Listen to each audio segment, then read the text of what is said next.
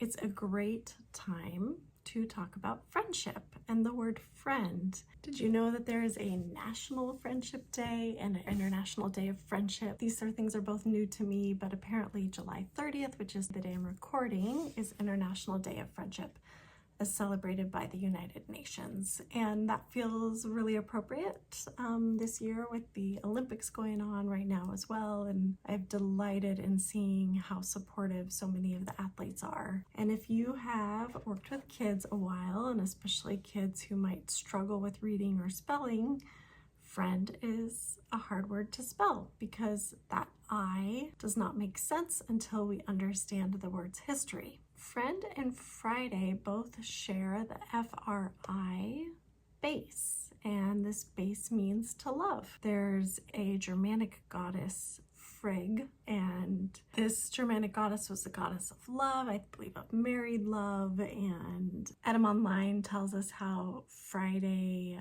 was the West Germanic translation for the Latin day of the planet Venus, Dies Veneris.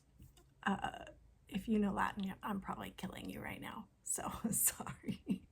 That was how it moved from the V to F. One thing that I think is really cool to look at is some of other languages and how they say and spell friend. So I speak Dutch. The word friend is spelled exactly the same way except with a V. Vriend, vriendschap is friendship, and vrienden is friends. Of course, if we look at Friday, we can see the Spanish viernes.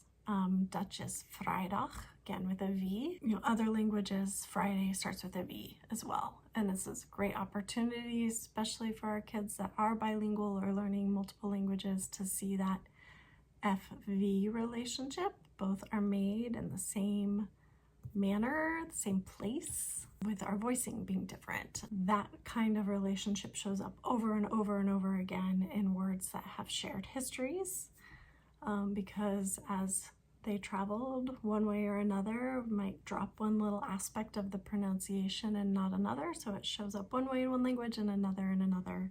I think that this is fascinating for children, and especially for our children who do speak multiple languages. It gives them one more thing to hold on to with that spelling.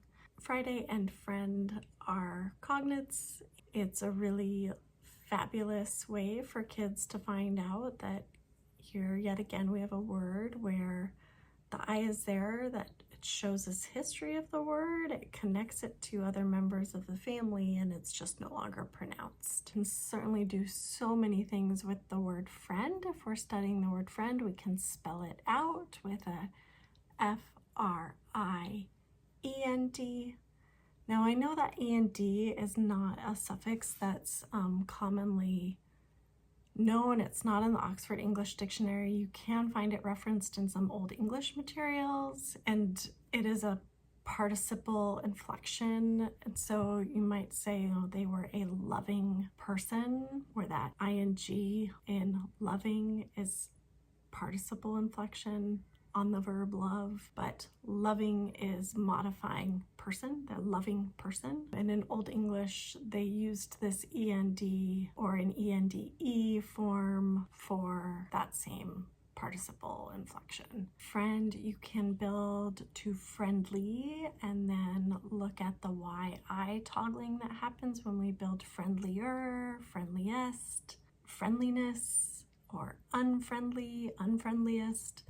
So there's opportunity to look at that suffix spelling change that happens with this word family, and we can certainly look at what happens when we add a couple prefixes like the UN for unfriendly. That's now become a verb with Facebook, to unfriend somebody.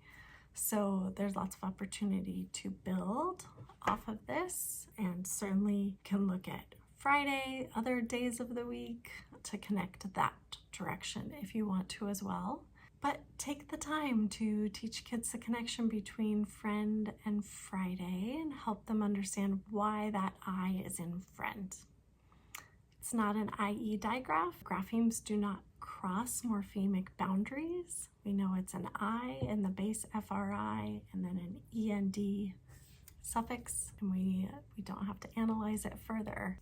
Spell it out, write it, practice it. The best way for kids to solidify a spelling is to get multiple practice opportunities. We know that the opportunity to recall something we've learned is what helps build it into our long-term memory. So it's great if kids get to practice this again an hour later and the next day and a couple days later. You know, every person needs different amount of practice and different frequency, but without that opportunity to practice, we can feel like we know something, and then when we go to recall it, we can't, and that can feel really frustrating and really discouraging. So don't forget to build in that opportunity to practice with word study. All right, thank you.